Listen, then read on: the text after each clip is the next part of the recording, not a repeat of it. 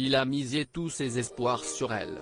Éleveur de vaches allaitantes en Auvergne-Rhône-Alpes, Philippe, 54 ans, était impatient de montrer son exploitation à Florence. Elle était la seule à lui avoir écrit et leur rencontre au speed dating l'a confirmé, il y a moyen que ces deux-là s'entendent.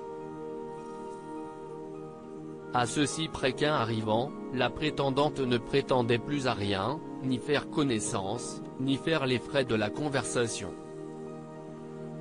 Prince charmant.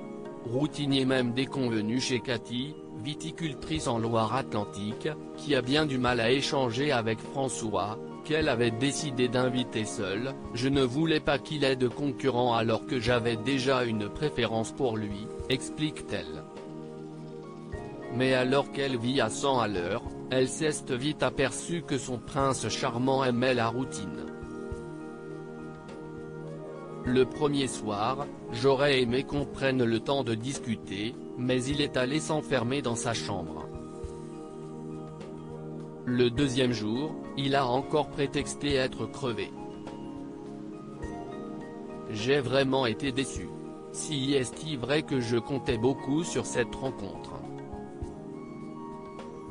À la recherche du bouton on. Ou off. Même déception chez Philippe.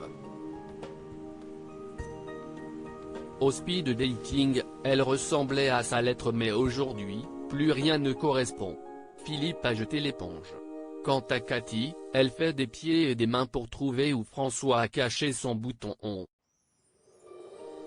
Pendant ce temps en Occitanie, Paul-Henri chercherait plutôt le bouton off pour endiguer l'énergie de Maïté. Prétendante surprise dont la lettre était arrivée hors délai, la Biterroise était décrite par Karine Le Marchand comme cochant toutes les cases. Ce que Paul-Henri avait confirmé en l'invitant à la ferme. L'arrivée de Maïté au speed dating a été une belle surprise. Même si je n'avais pas de petite étincelle, je me disais qu'elle pourrait être la bonne si elle était capable de se calmer un peu, raconte l'éleveur catalan. Yin et Yang ingérable Jean-Claude, céréalier du centre Val-de-Loire, tient le même raisonnement. Quand j'ai choisi d'inviter Danélie, la volcanique colombienne, note de la rédaction, je me suis dit qu'elle s'était peut-être donnée à fond au speed dating. J'ai tablé sur le fait qu'elle serait plus calme une fois à la ferme. Autre erreur d'appréciation, penser qu'une égalité de traitement évite les rivalités. Quand vous invitez le yin et le yang à la même table, c'était ingérable, reconnaît Jean-Claude. Chaque regard, chaque seconde était comptabilisée et à force de chercher l'équité, les deux ont bien failli se barrer. Le coup de la télé dans la chambre, même scénario chez Paul-Henri. Maïté m'a mis la pression dès le départ alors que j'avais besoin de temps pour apprendre à les connaître, elle et Aline.